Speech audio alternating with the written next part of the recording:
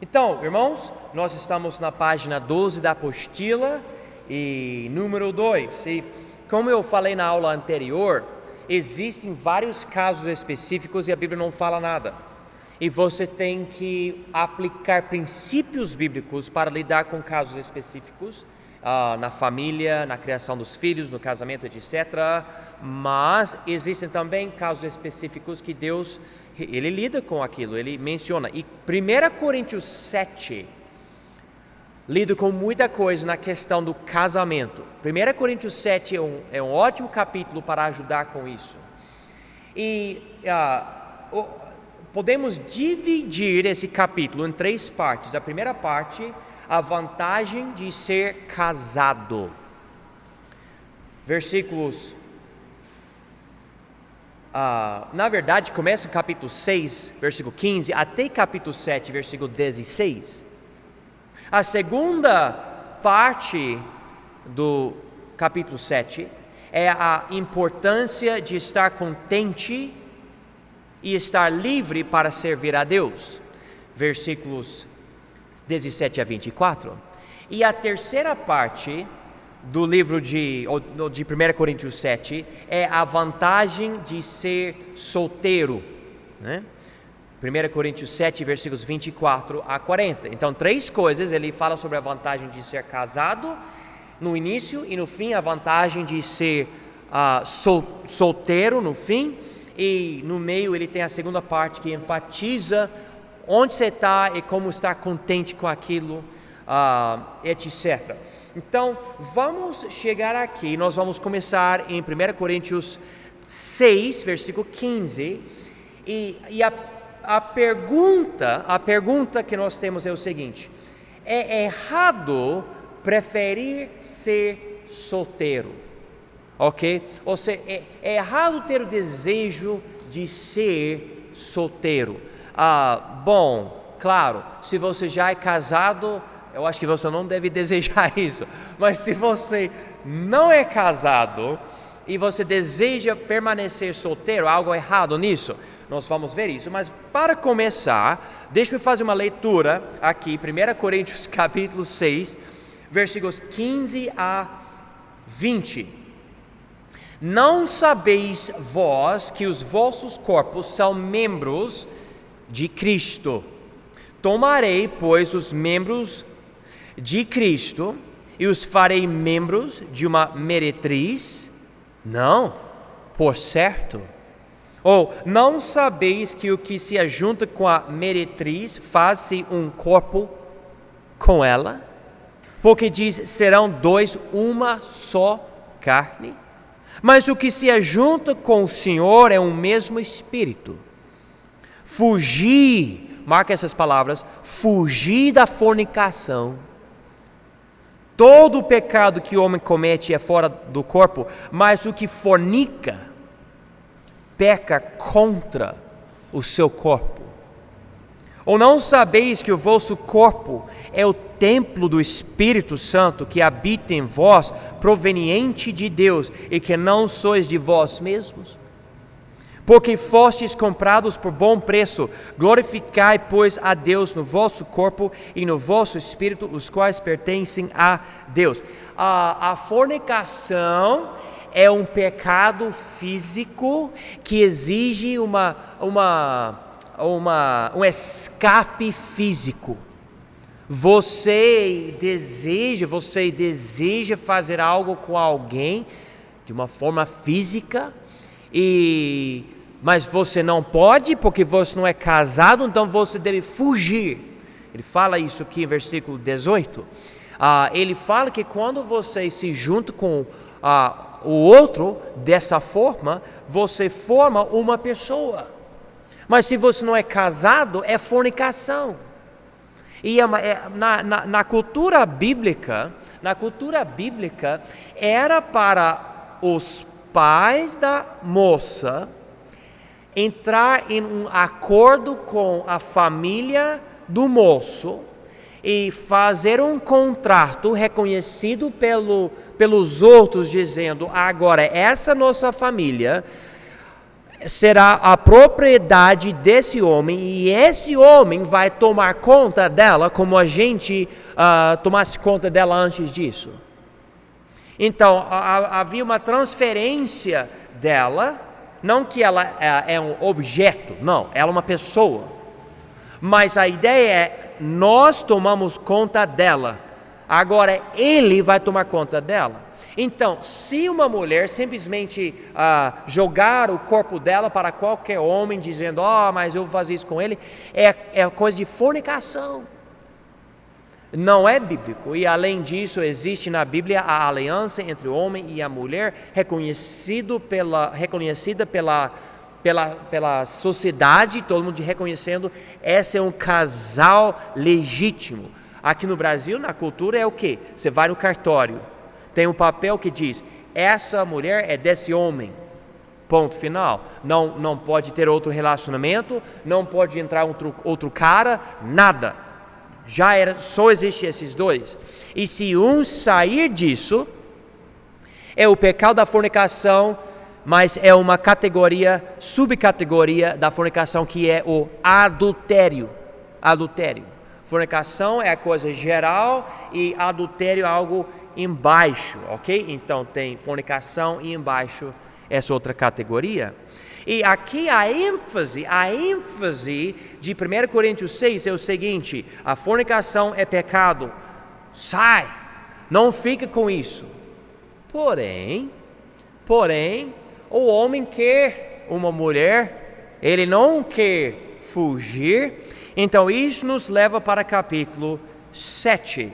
Ele diz aqui em versículo 1: ora, quanto às coisas que me escrevestes, bom seria que o homem não tocasse em mulher, mas, por causa da fornicação, cada um tenha a sua própria mulher e cada uma tenha o seu próprio marido.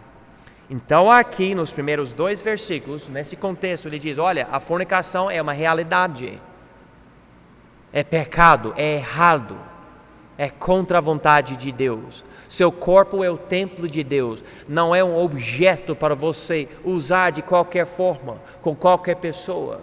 É para ser reservado especificamente para seu casamento a uma pessoa que deve conhecer seu corpo, e seu cônjuge, uma pessoa. Deve ser assim. E então ele diz aqui, bom seria, isso mesmo, versículo 1, bom seria que o homem não tocasse em mulher. E essa é uma palavra bem, que é forte, porque tocar é tocar, cutucar, tocar. Mas como que nós devemos entender isso? E existem umas ideias. Eu peguei algo aqui que eu queria passar para vocês. É um autor, o nome dele é Heslin, e ele escreveu algo. Ele é um tipo de pesquisador, não posso falar mais, eu não entendo muito mais sobre ele, mas ele falou sobre 5 classes de contatos físicos. O que estou falando agora não é a Bíblia, é simplesmente um esboço de ideias para você poder melhor pensar sobre o versículo 1 de 1 Coríntios 7, ok? Então, o primeiro contato físico é funcional profissional. Ele deu esse termo, tudo bem? Funcional profissional. Contatos frios utilizados para realizar alguma tarefa ou serviço que evitem qualquer conotação romântica. Ok? Exemplos: toques realizados pelos cabeleireiros ou pelo médico, tá? O médico está precisando ver seu corpo, coloca algo, por exemplo, aquele negócio na sua língua para ver sua garganta, sabe? Para ver se você está bem ou não. E tudo isso é somente funcional profissional, não é nada errado nisso, é até necessário. E existe em certas culturas, no Oriente, etc., que nem isso é permitido. Se você, por exemplo, se você é uma mulher e você tem uma doença bem grave e só tem médico masculino, homem, então você vai morrer, porque eles não vão fazer nada. você é mulher. E eu me lembro de uma mulher, ela foi chamada por Deus para ser médica numa região dessa, para tomar conta das mulheres, porque ela pode ter esse contato físico, né, por causa da cultura. Mas nós entendemos que não é bíblico dizer, olha, não pode nem, tocar na mão da mulher, nada disso. Não é tão assim. Vamos para a segunda parte aqui, social polido, segunda classe aqui, contato amigável para ser educado. Exemplo, o cumprimento através de um aperto de mão, né? Como a gente faz na igreja, vamos cumprimentar uns aos outros.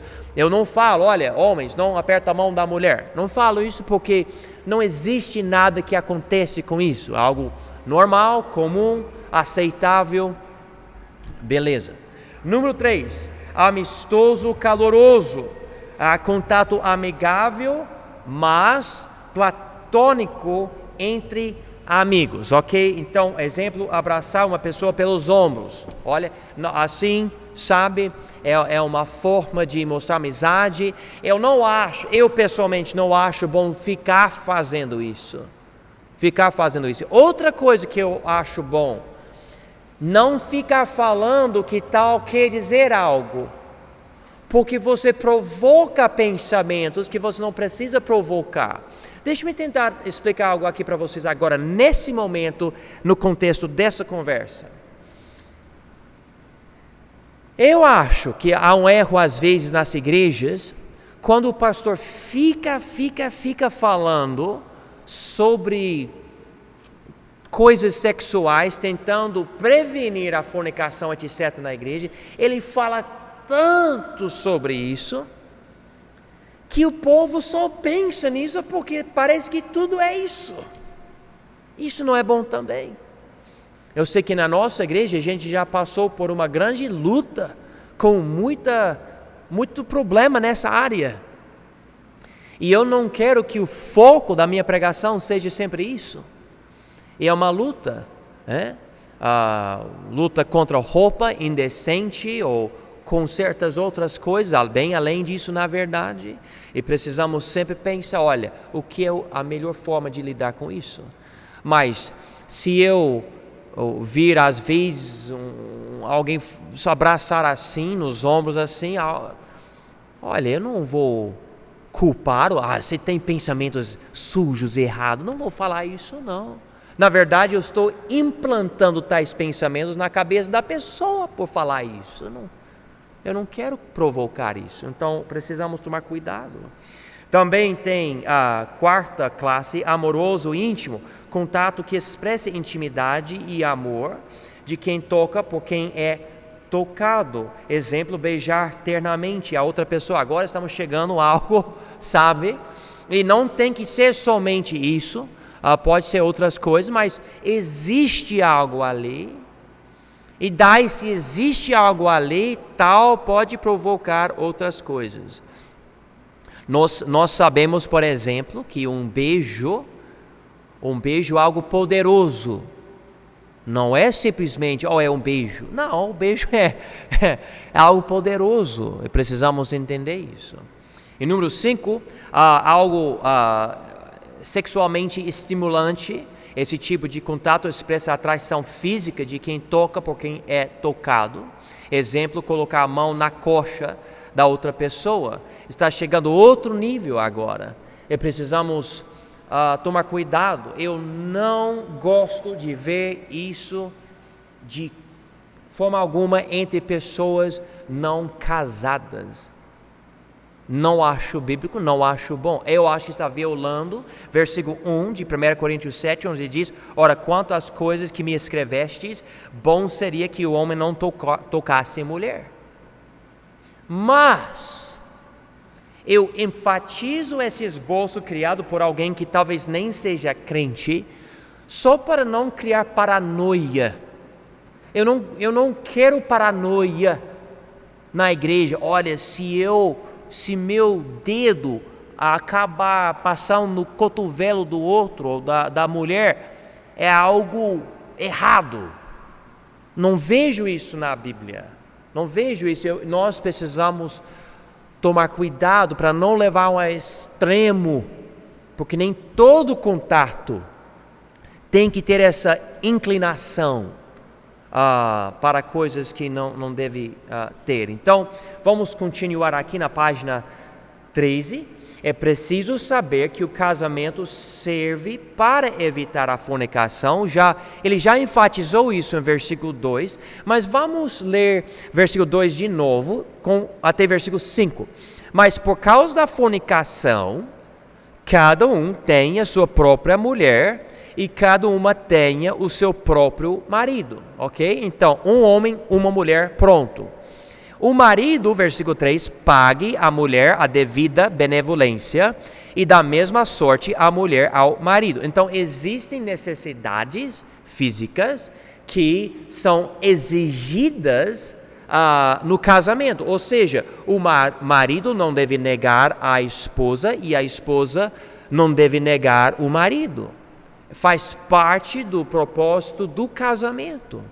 Ele está dizendo exatamente isso aqui. Alguém recentemente falou comigo sobre a sua vida sentimental. E essa parte física inclui a parte sentimental. Há uma ligação. É impossível divorciar essas duas coisas. Fazem parte.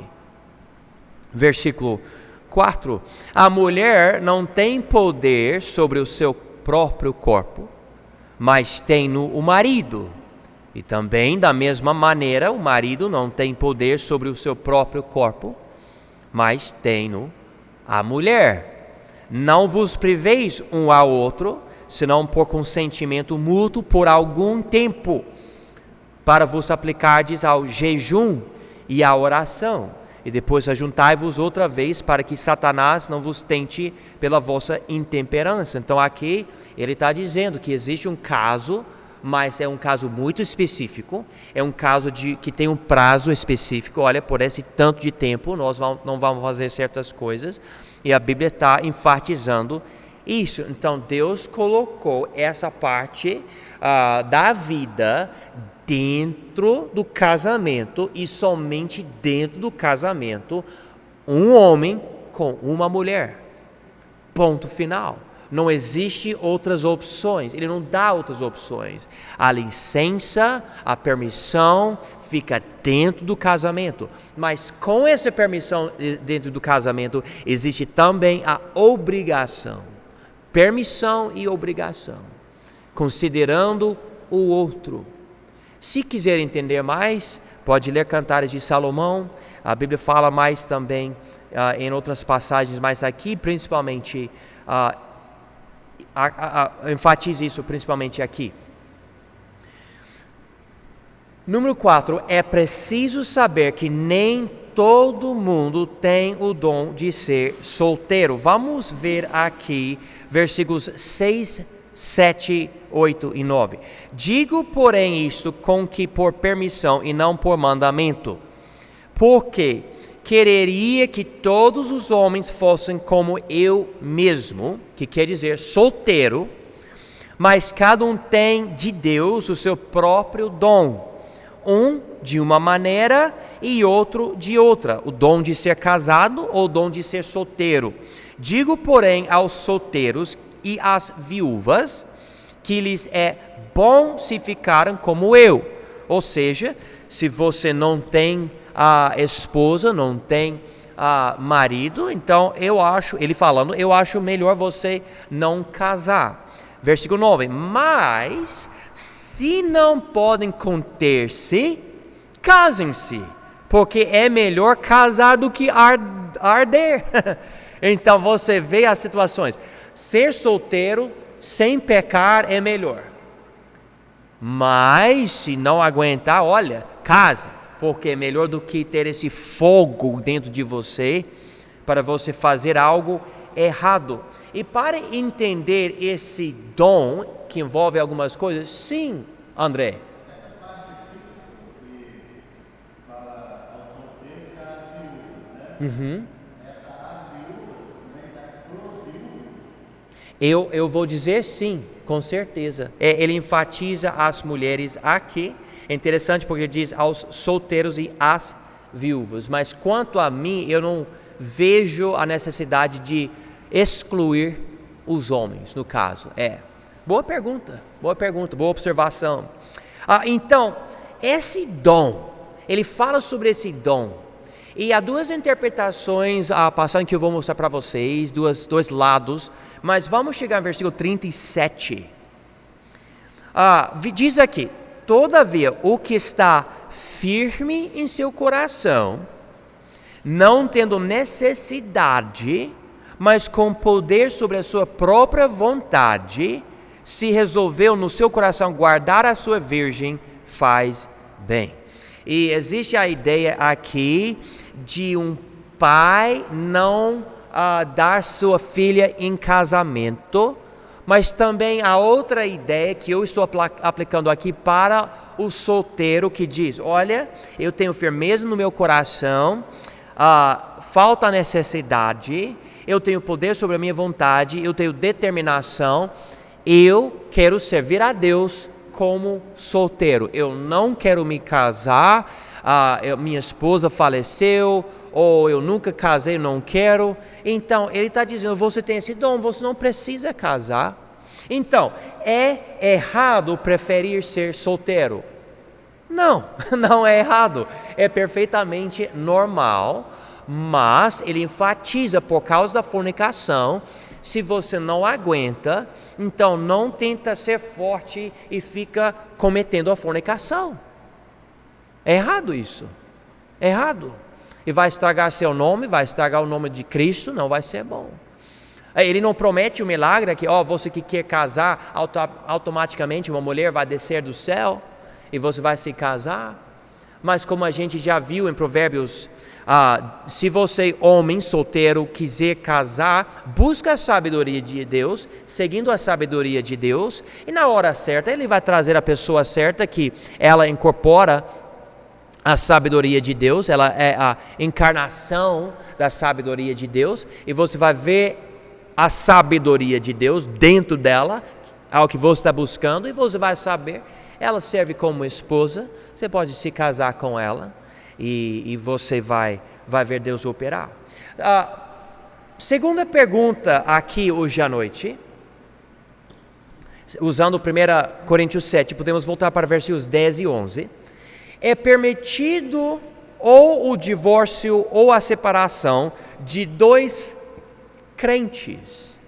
Veja aqui versículos 10 e 11. Todavia, aos casados mando, não eu, mas o Senhor, que a mulher não se aparte do marido. Se, porém, se apartar, que ficam sem casar, ou que se reconcilie com o marido, e que o marido não deixe a mulher. Então, segundo versículos 10 e 11, nós podemos responder assim: não, não é permitido entrar em divórcio. E se houver uma separação, você deve fazer o máximo para trazer uma reconciliação. Tipo, eu sou crente, essa pessoa é crente. Eu me lembro, irmão na fé, ele passou por essa coisa exata. Eu não sei o que aconteceu, não conversei com os dois sobre as partes íntimas do problema, mas ela saiu de casa e a gente conversou com ele, com ela, e os dois estavam no ministério, servindo a Deus no ministério, mas um conflito. E a gente ficou muito triste, a gente ama muito esse casal, e vendo isso, e olha, eu não sei o que Deus fez, mas ela voltou, não havia adultério, nada disso, mas voltou, e ela ficou grávida, e Deus abençoou, né, com mais um filho. Até hoje estão servindo numa igreja, no ministério, né? Isso me deixou muito feliz, porque até pessoas no ministério podem ter grandes conflitos no casamento. Até homens servindo a Deus, mulheres servindo a Deus. Nós precisamos apoiar os casais, ajudar os casais, mas ele diz aqui, olha, Se houver separação, os dois devem buscar reconciliação. Se tiver problemas, a solução não é o divórcio. Se vocês quiserem ver, eu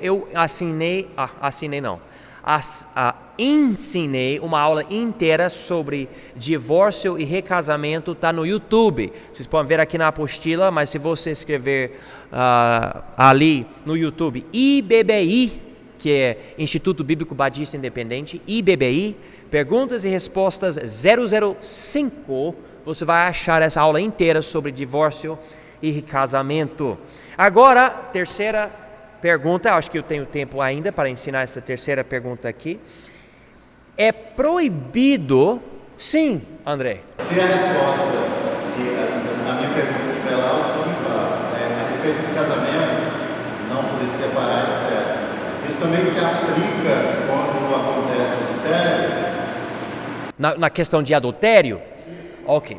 Eu nem lidei com isso aqui, mas biblicamente, e até isso tem algumas interpretações. Eu vou dar a minha interpretação dessa passagem onde Jesus diz que no caso de fornicação pode ter divórcio. Jesus fala isso. Eu estou parafraseando, mas é isso que ele está falando. Assim, então, se um dos cônjuges cometer um pecado sexual, porque fornicação é maior do que adultério, é tudo. Então, existe a opção de sair do casamento. Por quê? A palavra adulterar quer dizer perverter, corromper. O que fica corrompido? O próprio casamento. Então, já foi adulterado, já ficou sujo, imundo, pela fornicação de um no casamento. Nesse caso, eu vejo duas opções no cônjuge fiel: perdoar, que eu acho a melhor opção, se tiver como perdoar o outro voltar, ou se não, aceitar o divórcio e entrar no divórcio. Nesse caso, o outro já corrompeu, já não existe mais o casamento puro, já ficou adulterado. Eu, biblicamente, não vejo um erro no cônjuge puro, que não cometeu o pecado, se casar de novo, porque já perdeu o outro casamento. Ficou o quê? Adulterado pelo outro, tá? Mas temos que realmente entender o que eu estou falando, porque alguém pode pegar, mas então isso quer dizer, peraí, calma. Mas eu vou incluir o seguinte, por exemplo, eu já ouvi tanto isso recentemente. Um homem casado faz algo com outro homem. Isso é nojento. Mas olha, é fornicação, mesma coisa. Mesma coisa, porque tem fornicação e embaixo tem adultério, tá? Fornicação é coisa geral, adultério é algo específico. Então assim, a mesma coisa. Se ela fala, olha, eu estou fora, ela não está pecando, eu acho que ela deve tentar perdoar e ver se ele vai fazer o certo, mas eu não vou culpar ela de jeito nenhum. É uma coisa muito triste. Respondeu a pergunta? Beleza. Ok. Número 3 aqui.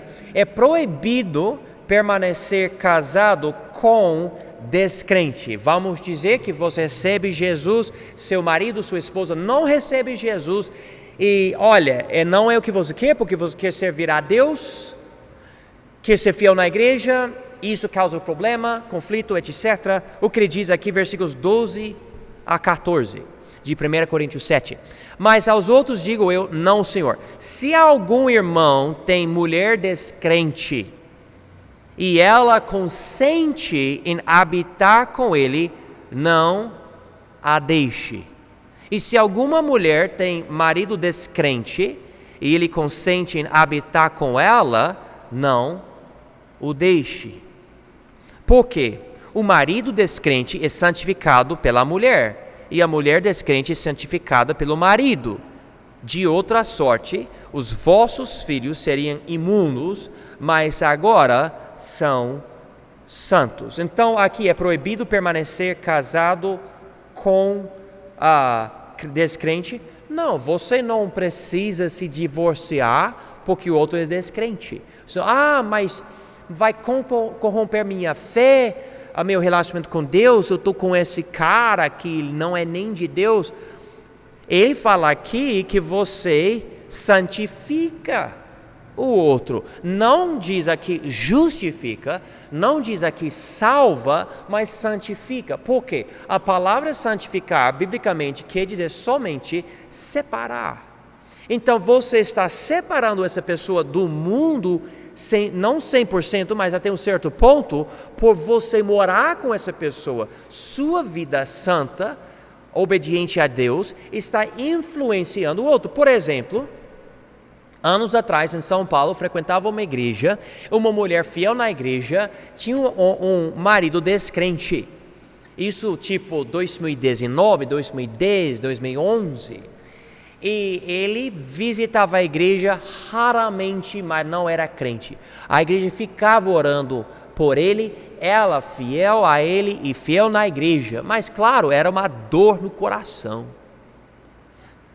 Estamos em 2019, recebemos uma carta de oração do missionário que está naquela região. Ele falou, olha, esse homem recebeu Jesus e hoje ele está na igreja. E me deixou muito feliz.